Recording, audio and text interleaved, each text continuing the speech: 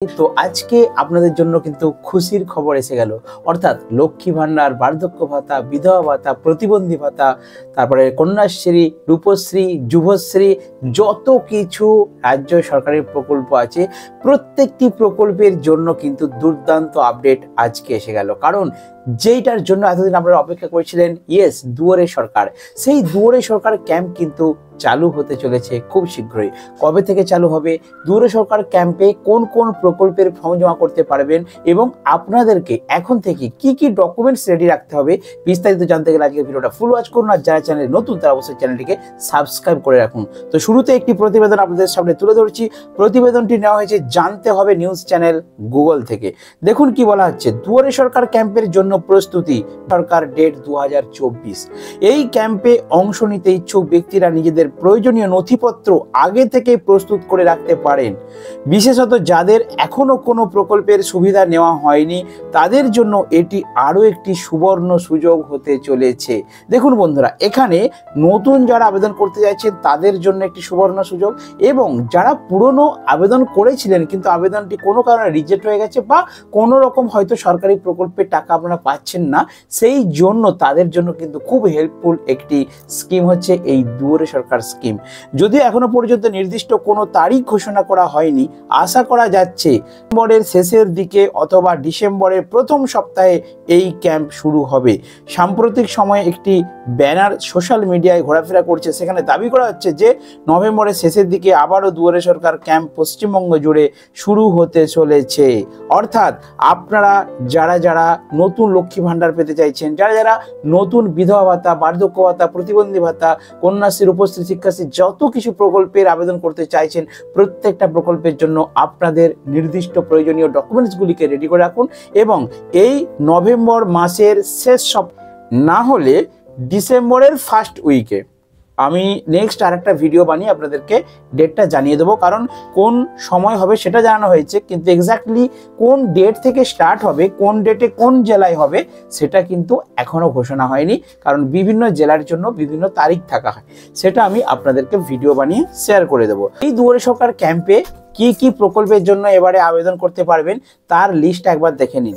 দেখুন, লক্ষ্মীর ভান্ডার 1 নম্বরে আছে, 2 নম্বরে খাদ্য সাথী, 3 নম্বরে স্বাস্থ্য সাথী, 4 নম্বরে কন্যাশ্রী প্রকল্প, রূপশ্রী প্রকল্প, শিক্ষাশ্রী প্রকল্প, বিধবা ভাতা, বার্ধক্য ভাতা, কৃষক বন্ধু, সামাজিক সুরক্ষা যোজনা, তফসিলি বন্ধু, জয় জোহার প্রকল্প, স্টুডেন্ট ক্রেডিট কার্ড, মৎস্যজীবী credit card, Kisan credit card, প্রতিবন্ধী certificate, caste certificate. Caste certificate বলতে এসসি, এসটি, ওবিসি এই ধরনের যদি কাস্ট সার্টিফিকেটের আবেদন করতে চান তাহলে আপনারা কিন্তু এই লক্ষ্মীর ভান্ডারে এই দুয়ারে সরকার ক্যাম্পে যোগাযোগ করতে পারেন। এবারে আসল প্রতিবেদনটি আপনাদের সামনে তুলে ধরছি। দুয়ারে সরকার পশ্চিমবঙ্গে আবার আসতে চলেছে। 2024-এ ক্যাম্পের তালিকা ও শুরুর তারিখ দেখে নিন। পশ্চিমবঙ্গ সরকারের দুয়ারে সরকার ক্যাম্প সাধারণ জনগণের কাছে সরকারি প্রকল্পগুলোর সুবিধা পৌঁছে দিতে অনন্য ভূমিকা পালন করেছে। রাজ্য জুড়ে এই উদ্যোগের মাধ্যমে এমন সব মানুষ উপকৃত হচ্ছেন যারা আগে প্রকল্পগুলির সুবিধা নিতে পারেননি। অর্থাৎ ভালো করে পয়েন্ট আলোচনা করে দিচ্ছি, সেই সমস্ত মানুষের কাছে এসে পৌঁছে গেছে। মাননীয় মুখ্যমন্ত্রী মমতা বন্দ্যোপাধ্যায়ের এটি একটি অনবদ্য স্কিম। কারণ বলছি, এর আগে অর্থাৎ এই দুয়ারে সরকার ক্যাম্পের আগে মানুষ বিভিন্ন দপ্তরে দপ্তরে, অফিসে অফিসে ঘুরে ঘুরে ঘুরে পরিশান হয়ে গেছে, কিন্তু তারা হয়তো কালেক্ট করতে পারেননি বা সঠিক স্থানে কিন্তু যে কোন দপ্তরে কোন অফিসে গেলে কোনটা স্কিমের ফর্ম জমা করা হয় সেটা তারা জানতেও পারেনি এবং তারা যে পৌঁছাতেও পারেনি এবং ঠিক সময় মতো ফর্ম জমা করতে পারেনি। বাট সেই সমস্ত অসহায় মানুষদের পাশে থাকার জন্য মাননীয় মুখ্যমন্ত্রী মমতা বন্দ্যোপাধ্যায় এই দুয়ারে সরকার ক্যাম্প চালু করেছিলেন। এবং এই দুয়ারে সরকার ক্যাম্পের মাধ্যমে সুবিধা একটাই, যে সরকার আপনার দুয়ারে এসে গেছে।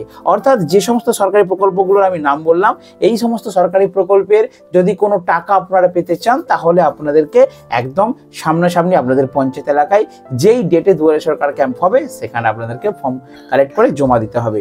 এবার আমি কয়েকটা পয়েন্ট আপনাদেরকে বলে দিচ্ছি, আপনারা সেই বিষয়গুলো কিন্তু নজর রাখবেন বন্ধুরা। দেখুন, যারা যারা লক্ষ্মীর ভান্ডারে আবেদন করতে চাইছেন, যারা যারা বার্ধক্য ভাতার আবেদন করতে চাইছেন, যারা যারা বিধবা ভাতা, প্রতিবন্ধী ভাতার বিশেষ করে আবেদন করতে চাইছেন, তাদের জন্য কয়েকটা টিপস বলে দিচ্ছি। দুয়ারে সরকার ক্যাম্পের সুবিধা ও আবেদন প্রক্রিয়া। প্রতিটি জেলায় ব্লক স্তরে দুয়ারে সরকার ক্যাম্প আয়োজন করা হয়, যেখানে সরকারি আধিকারিকরা আবেদনকারীদের সহায়তা করেন এবং প্রতিটি প্রকল্পের জন্য আলাদা আলাদা ফর্ম সরবরাহ করেন। অর্থাৎ ব্লক থেকে প্রতি ব্লক অনুযায়ী কিন্তু দুয়ারে সরকার ক্যাম্প অনুষ্ঠিত হয়। আবেদনকারীরা যে কোনো প্রকল্পের জন্য ফর্ম পারেন, তবে তার জন্য নির্দিষ্ট কিছু নথিপত্র দেখাতে হয়। এছাড়া ক্যাম্পের ভেতরেই সরকারি কর্মীরা ফর্ম ফিল আপ করতে সহায়তা করেন। অর্থাৎ দুয়ারে সরকার ক্যাম্প আপনাদের ব্লক ভিত্তিক যখন অনুষ্ঠিত হবে, সেই দুয়ারে সরকার ক্যাম্প থেকে আপনারা কিন্তু প্রতিটি আলাদা আলাদা প্রকল্পের জন্য আলাদা আলাদা ফর্ম নিতে পারবেন এবং সরকারি আধিকারিকরা কিন্তু থাকেন এই ক্যাম্পে।